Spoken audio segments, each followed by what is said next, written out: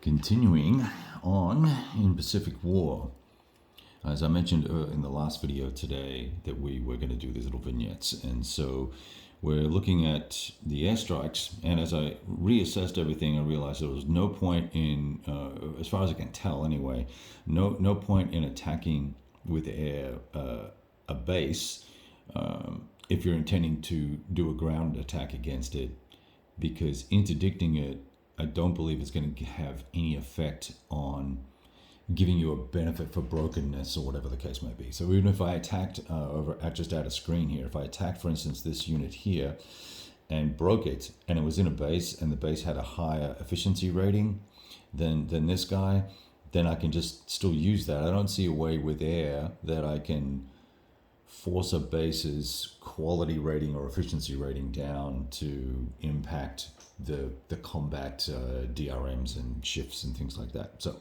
So I elected not to run the air mission I mentioned over there against Jitra, I think is the name of the place, just right there, right here. And then I did run a small mission here, and we failed to get a hit, and also did not take any damage with flak, obviously with a 0 flak rating. Even though the base under here, he has a rating of 1, we still missed altogether. Okay, so then the main action for this second battle cycle is going to be our attack upon the detected fleet. Task force for the Commonwealth and the Japanese have launched airstrikes out of Saigon to sort of take care of business over here.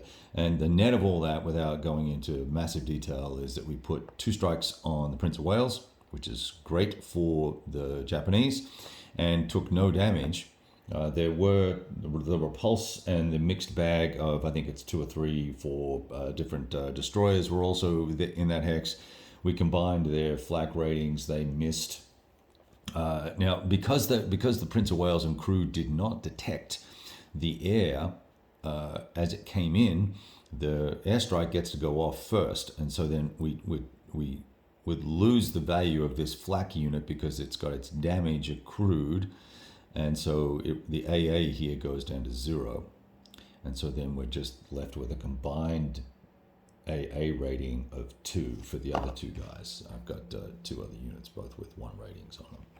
All right, so that's that, and these guys took no damage, so they're all going to just fly back to their base, and they are in force 3, so we're just going to pop them on the map over the side there.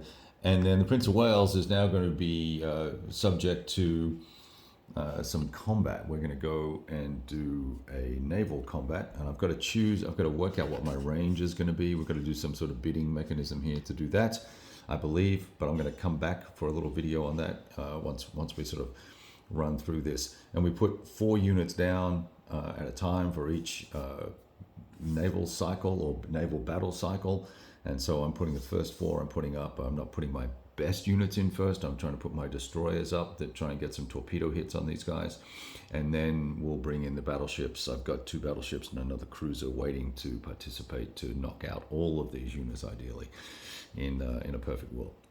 Lighting conditions currently set at dusk, so that is not going to necessarily affect anything at the moment, but I don't think I get to change the lighting at this point. So we're just going to leave it at that, and I will come back with a little video on naval combat, which I've done some of these, and there are others out there. This is probably the most straightforward part of the gameplay, but I'll give you a quick recap anyway. All right, all the best. Keep rolling dice.